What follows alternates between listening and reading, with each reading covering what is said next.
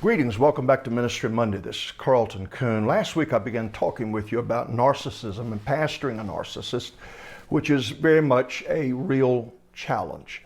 My recently released book, Pastoring a Narcissist, Book 1, in this 3-volume set of dealing with people from the dark triad, dealing with difficult people, I guess would be one way to approach it. It's now available at Amazon for your Kindle. It can also be ordered from Amazon or from my website for the print version of the book. Narcissism, self-love, the mythological being sitting and looking at his face in the stream until he starved to death because he was so enamored with himself. Haman, Saul, Gideon, names that if you dig into their life, you recognize narcissistic traits. Narcissism comes to church. In the book of 2nd or 3rd John, it is Diotrephes who desired and loved to have the preeminence. New Testament church. There are those who are narcissistic and have self-interest.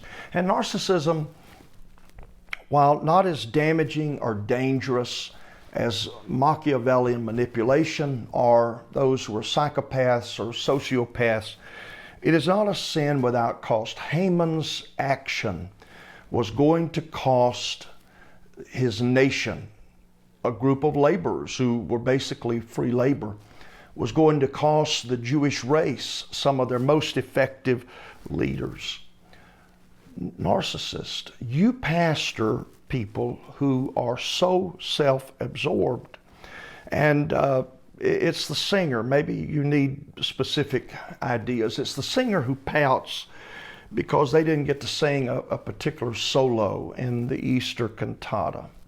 It's the parent who just demands that their child be up front all the time. And if circumstances do not permit it, they will find a way to have them up front as a stagehand or in some other way. It's the grandparent who takes a Sunday school teacher to task because during a Wednesday night when a few kids were quoting verses, their grandkid was not one of the several dozen who didn't get to quote a scripture, but they see it through their lens. It's the gossip, and this is one of the primary points of identification for narcissists in your church. It is the person who tends to start a story about their peer who they suddenly see as being threatening to them.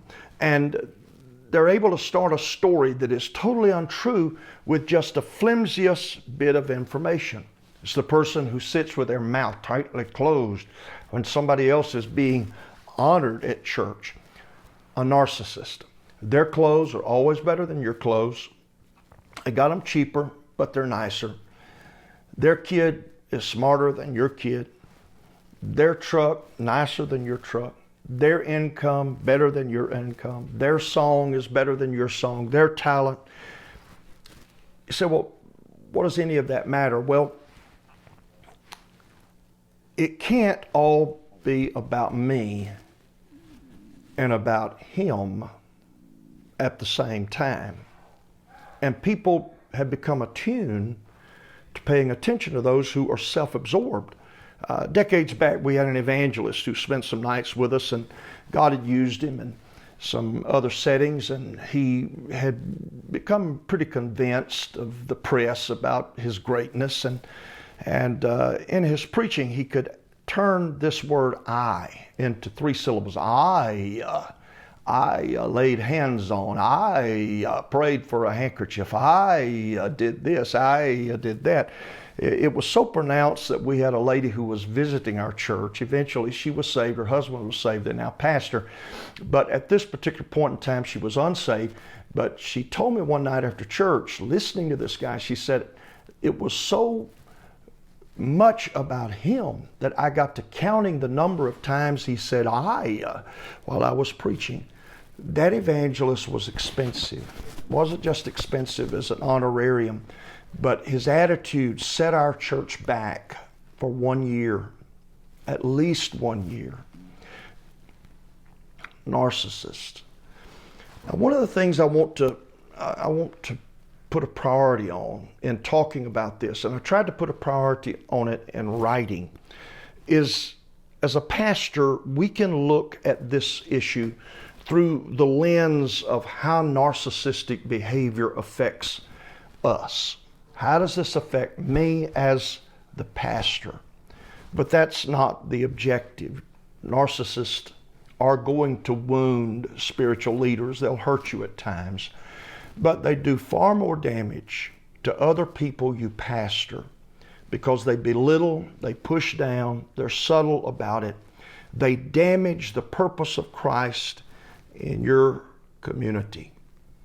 And as I said in closing last time, don't give credence to their ideas. Don't quickly approve anything until you've really had time to evaluate what's in it for me, because that's the lens the narcissist sees things through. You'll hear me say it and you'll read about it if you read these 3 books. Pray for wisdom. Pray for insight. Narcissists are easier to see than are Machiavellian manipulators and psychopaths/sociopaths.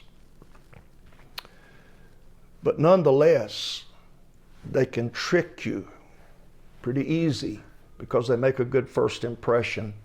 It's important that you ask God to give you a censor, that you are aware of who you're dealing with that might well be a narcissist that would negatively affect the work of God in your city.